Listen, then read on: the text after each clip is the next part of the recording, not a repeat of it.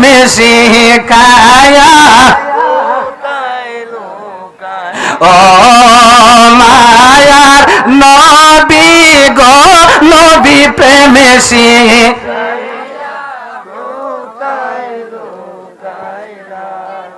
বন্ধুরে আমার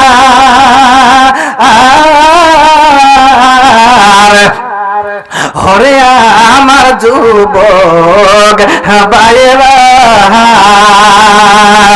আমার নবীকে সাহাবায়ে কেরামরা কতটুক মহব্বত করতেন, কতটুক ভালোবাসতেন। সাহাবায়ে কেরামদের প্রেম ভালোবাসা আল্লাহর হাবিব রাহমাতুল লিল আলামিনের প্রতি কেমন ছিল দেখেন। আমার নবীর সাহাবী, আমার নবীর সাহাবী হযরতে হানজালা ফরজ গোসল করার জন্য ঘর থেকে বাহির হইলেন, নতুন বিবাহ করলেন, স্ত্রীর সাথে বাসর হইল। বাসর হওয়ার পর সকাল বেলা গেছেন গোসল করতে। ওই সময় ডাক দিয়া বলে, দুনিয়ার মানুষ তোমরা শুনছনি আমার নবী দুনিয়ার বুকে নাই, উহুদের ময়দানে দান মুবারক শহীদ করে এই পৃথিবীর বুক থেকে বিদায় নিয়ে চলে গেছে। চিৎকার মেরে বলেন না আল্লাহু আকবার। এই কথাটা যখন আমার নবীর সাহাবী হযরতে হানজালার কানের মধ্যে আসলো রে, ওই কানের মধ্যে আসার পরে হঠাৎ করে উনি গোসলটা বন্ধ করে দিলেন। বন্ধ করে হঠাৎ করে দাঁড়ায় গেলেন, দৌড়ায় ঘরের মধ্যে যায় বলে, বিবি ওরে আমার প্রাণের হ্যাঁ বিবি গো, এ বিবি যুদ্ধের তলোয়ার কোথায় দাও, যুদ্ধের পোশাক কোথায়, তাড়াতাড়ি তুমি আমাকে দাও। স্ত্রী ডাক দেয়া বলে, স্বামী আমার যুদ্ধের তলোয়ার দিয়ে কি করবেন, যুদ্ধের পোশাক দিয়ে আপনি কি করবেন, কারণ আপনি তো নাপাক, আপনি যুদ্ধের পোশাক দিয়ে কি করবেন। আমার নবী ডাক দেয়া বলে, বিবি ওরে আমার প্রাণের বিবি গো, আমি কার জন্য গোসল দেব গো, আমি কার জন্য পৃথিবীতে বেঁচে থাকবো, আমি কার জন্য পাক পবিত্র হইব, যেই নবীর কদমের মধ্যে আমার জীবন যৌবন কুরবান, যেই নবীর কদমের মধ্যে আমার ঈমান সবকিছু কুরবান। ও বিবি ওই নবী নাকি উহুদের ময়দানে শহীদ, আমি পৃথিবীর বুকে থাকতে চাই না, আমাকে যুদ্ধের তলোয়ার দাও, যুদ্ধের পোশাক দাও, যতক্ষণ পর্যন্ত দয়াল নবীর এই রক্তের প্রতিশোধ আমি না নিব ততক্ষণ পর্যন্ত কোথায় কসম করে বলি আমার জন্য গোসল করা হারাম হয়ে গেছে, হারাম হয়ে গেছে। হাত তুলে বলেন না সুবহানাল্লাহ। এই আওয়াজে মানি না, চিৎকারে বলে বলি আল্লাহু আকবার। ঈমান কম ছিল না বেশি ছিল? আরে আওয়াজ করে বলেন, কম ছিল না বেশি ছিল?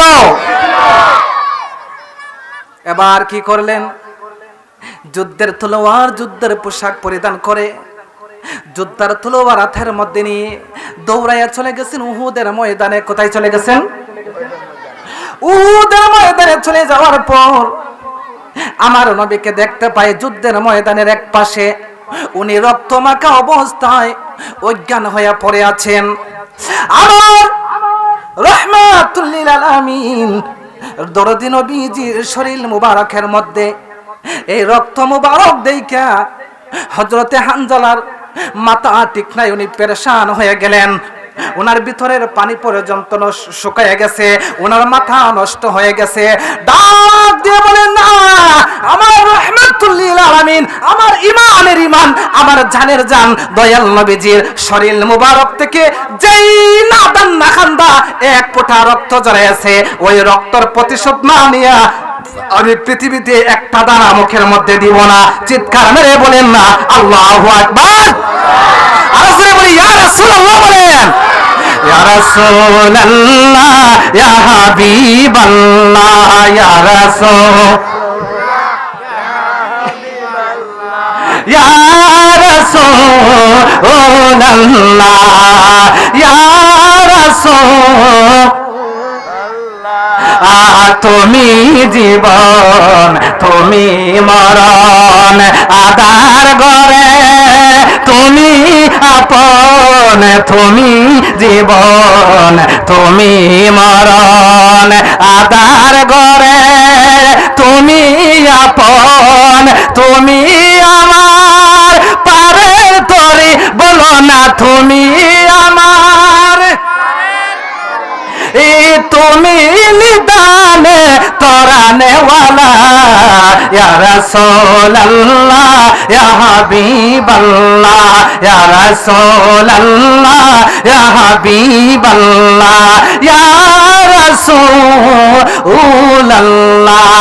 একটা জবান বন্ধ রাখবেন না, চিৎকার মেরে বলেন না ইয়া রাসূলুল্লাহ, আর জোরে বলেন না আল্লাহু আকবার। বাবা কষ্ট হইতেছে, কষ্ট হইতেছে মনে হয় না? আল্লাহর হাবিবের মহব্বতের আলোচনা শুনলে আমাদের খারাপ লাগে না, ভালো লাগে? আমাদের ঈমান তাজা হয় কিনা বলেন? আমার বন্ধুরা গভীর মনোযোগ। এবার যুদ্ধের ময়দানে চলে গেলেন হযরতে হানজালা। আমার নবীর শরীর মুবারকের মধ্যে রক্ত মুবারক দেখে ওনার মাথা ঠিক নাই। উনি যুদ্ধর তলোয়ার হাতের মধ্যে লইয়া এই যুদ্ধের ময়দানে চলে গেলেন, যুদ্ধের ময়দানে নেমে গেলেন। কিতাব সাক্ষী দেয়, ইতিহাস সাক্ষী দেয়, এই রাহমাতুল লিল আলামিনের কলিজার টুকরা প্রিয় সাহাবী, উনার ঈমানটা দেখেন কেমন। উনি মাত্র নতুন বিবাহ করলেন, নতুন বধূর চিন্তা করে নাই, সংসারের চিন্তা করে নাই, শাহী সম্পদ টাকা পয়সার চিন্তা করে নাই। যুদ্ধের তলোয়ার হাতের মধ্যে লইয়া কচুরি পেনার মতন অসংখ্য অগণিত হাজার হাজার কাফির বেঈমান ইহুদি নাসারারে কতল করে এই পৃথিবীর বুক থেকে বিদায় নিয়ে চলে দিয়েছেন। চিৎকার মেরে বলেন না আল্লাহু আকবার।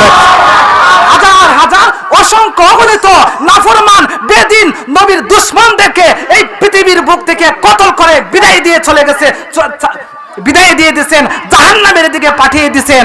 তারপরে কিতাব সাক্ষী দেয়, হঠাৎ করে আমার রাহমাতুল লিল আলামিনের কলিজার টুকরা সাহাবী হযরতে হানজালার দিকে এমন একটা দুশমন এমন একটা তীর মারলো, এমন একটা আঘাত করলো।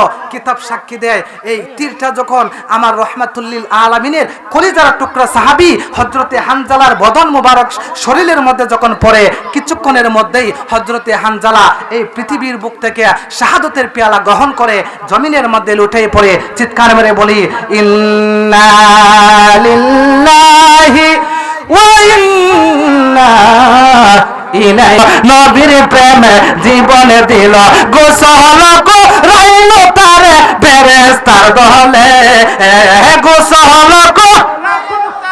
ফেরেশতার দলে।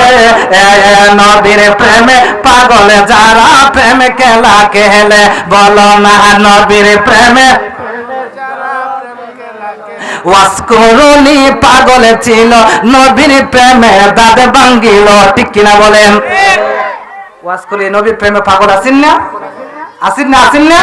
আরে ওয়াসকুরুনি পাগল ছিল, নবীর প্রেমে দাঁত ভাঙ্গিল, জোবা মুবারক পাইল প্রেমের কারণে, জোবা মুবারক পাইল প্রেমের কারণে। প্রেমের ডোরি বান্দরে মন মদিনার শোনে, বলেন প্রেমের ডোরি বান্দরে মন। জোরে জোরে বলেন না আল্লাহু আকবার। বন্ধুরে আমার,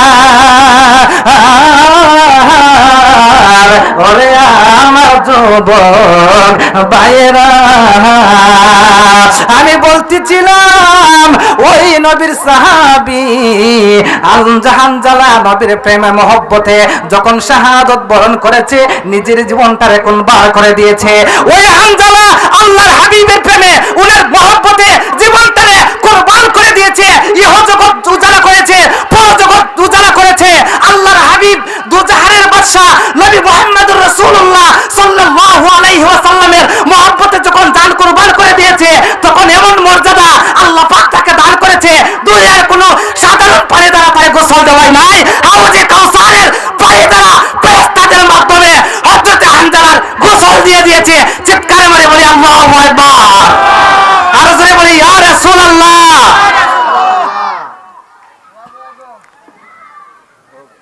আমার ভাইয়েরা, নবীর মহব্বতে জীবন কুরবান করে দিলে আমাদের লাভ হবে না ক্ষতি হবে? আমার নবী হাসরের মাঠে আপনাকে আমাকে ছাড়া খোদা কি কসম জান্নাতের মধ্যে পাওয়া দিবে না। জোরে জোরে বলি সুবহানাল্লাহ। আমার বাইরের বন্ধুরা,